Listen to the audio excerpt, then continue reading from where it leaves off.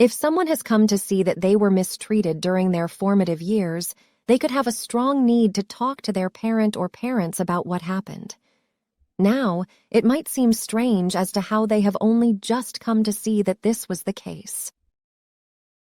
However, what needs to be accepted at this point is that someone's brain is designed to keep them unconscious so that they can keep it together and function. Naturally, as a result of how they were treated at this stage of their life, they would have experienced a lot of pain, and this pain, along with what happened, would then have been repressed.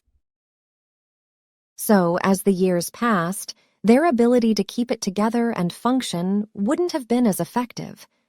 Consequently, more of the material that was repressed would have started to seep into their conscious mind, making it harder and harder for them to carry on living in the same way. What may have played a part in this is a breakup, a job loss, the loss of a loved one, or a serious illness, for instance. Whatever it was, it would have undermined their defenses and unlocked a lot of pain. After a while, they might have started to remember things that they had forgotten about for decades. In addition to the memories that appeared, there will be all of the feelings that they connected to. To say that this was a tough time is likely to be an understatement. It is likely to have been brutal. They might have ended up reaching out for support, and since then, they might have been working with a therapist.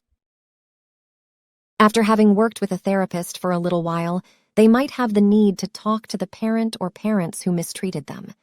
They could hope that this will be a time when what they went through is not only validated, but that they will be shown remorse and compassion. What they may do is arrange to meet their parent or parents, or they could simply call them up. If they were to meet them in person, it might be more authentic than if they were to call them, and at the same time, they might feel safer talking to them over the phone. Assuming that it was one parent who mistreated them and they were to meet them in person, this might be a time when what they would like to happen does happen. This parent could listen to what they have to say and be deeply sorry for what happened. They could make it clear that they themselves were not in a good way and that they didn't deserve to be treated badly. Furthermore, they might even offer to go with them when they have therapy. From this, it will be clear that although this parent caused them a lot of harm, they are mentally and emotionally healthy enough to take responsibility for what happened. Naturally, this won't change what happened, but it will probably make it easier for their adult child to heal. Their parent could also end up taking a closer look at and exploring their own childhood and coming to see that how they treated their child was very similar to how they were treated. Yet, although they will have unconsciously repeated what was done to them, a line will have been drawn as their adult child will be facing what happened and they will be taking accountability for how they behaved. But although this will be the ideal, it is not something that always takes place.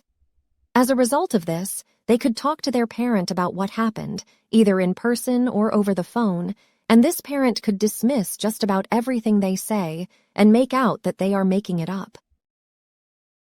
As opposed to having their experiences validated and receiving remorse and compassion, the opposite will take place. This parent could even make out that they gave them everything that they needed and are simply ungrateful. After this, they could feel deeply angry, hurt, and betrayed, and they might even question if they are making everything up. As this parent won't be able to take accountability for how they behaved, this can be seen as a normal response. And if they do experience a lot of doubt, this can also be seen as a normal response, as this parent might have often disregarded their reality throughout their formative years. Additionally, if they feel worthless after, this will also be a continuation of how they felt when they were a child. Still, they could continue to try to get through to this parent, believing that they will change sooner or later. Nevertheless, if this parent hasn't been able to validate any of their experiences and has behaved as though they are being accused of a crime that they didn't commit and have attacked and tried to make them look bad in the process, there is a strong chance that they will never change. The reason for this is that this parent probably has at least one personality disorder. In other words, they are not in a good way mentally and emotionally and could even have a damaged brain. And this is why they are unable to face reality and engage in self-reflection and display empathy and compassion. Due to what is going on for them, they will have a strong need to avoid reality and live in a fantasy, as this will allow them to keep it together and function. If they were to acknowledge how they behaved, they would probably fall apart. With this in mind, it will be a waste of time for them to try to be seen and heard by this parent. Most likely, their early years were just as brutal, if not more so, and their true self will have been murdered during this time, causing them to lose touch with themselves and reality at a very young age. If you would like to find out more about the services that I offer, please go to www.oliverjrcooper.co.uk or email me at info@oliverjrcooper.co.uk, and I'm looking forward to assisting you on your journey.